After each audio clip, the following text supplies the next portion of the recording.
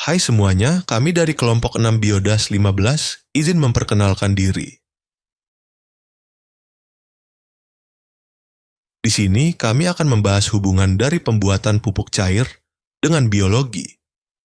Kami akan mencari tahu tentang permasalahan yang ada di lapangan, alternatif solusi dari sudut pandang biologi, potensi sisa air cucian beras, potensi sampah sayuran dan buah-buahan, dan terakhir, manfaat dari EM4.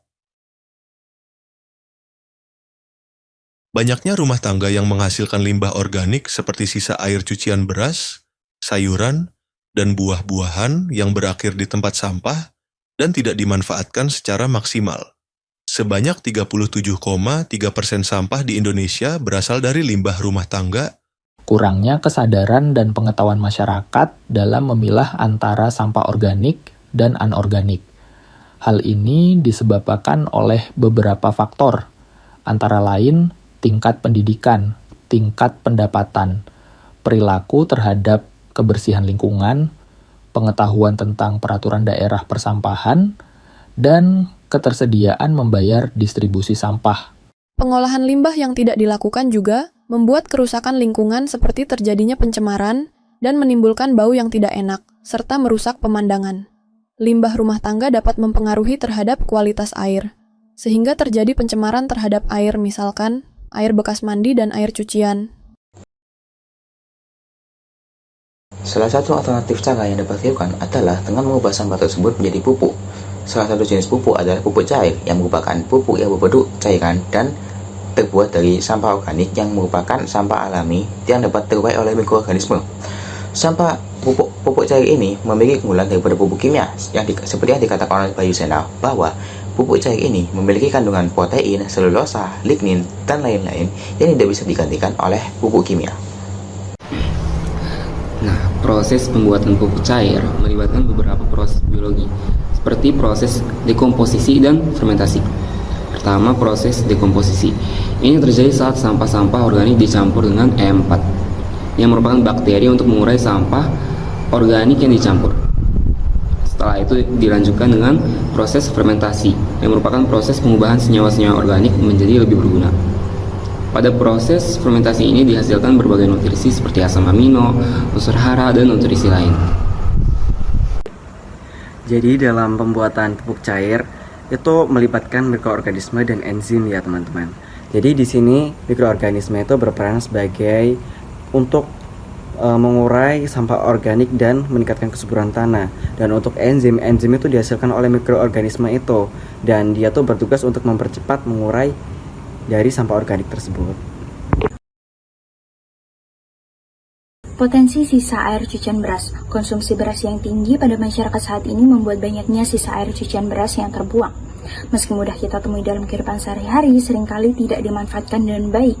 Padahal sisa air cucian beras memiliki unsur hara yang cukup untuk pertumbuhan tanaman, sehingga memiliki potensi untuk menjadi pupuk organik alternatif dan juga lebih ekonomis. Menurut Bambang Sumantri pada tahun 2021, air cucian beras mengandung 90% karbohidrat berupa pati, mengandung vitamin B, mineral, protein, serta 80% protein beras disebut protein glutein, yang cenderung berupa zat lisin.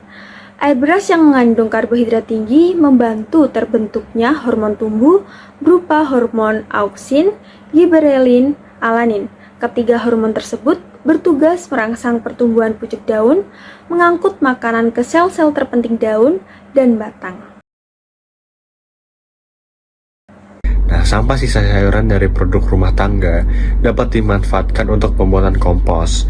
Aktivator mikroorganisme lokal limbah sayur dapat dipilih karena aktivator tersebut terbukti efektif untuk memproduksi kompos tanpa membutuhkan biaya yang besar dan dengan cara yang mudah, menurut Suwantanti dan Widianingrum pada tahun 2017. Beberapa manfaat E4 dalam kompos cair. Yang pertama adalah mempercepat proses pengomposan, yang kedua untuk menjaga kualitas kompos, yang ketiga memperbaiki tanah, dan yang terakhir untuk meningkatkan kualitas tanaman.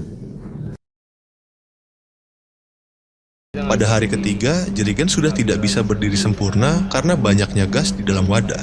Dan ketika dibuka tutupnya, boom, tutupnya terhempas.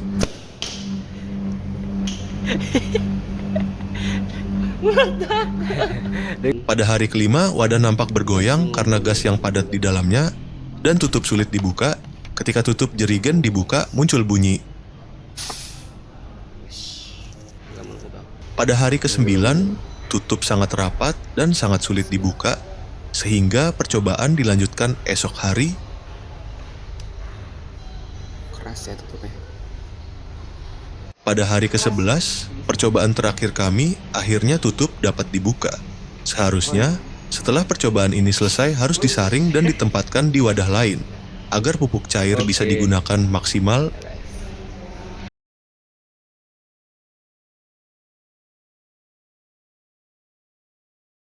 Terima kasih telah menonton video kami, sampai jumpa.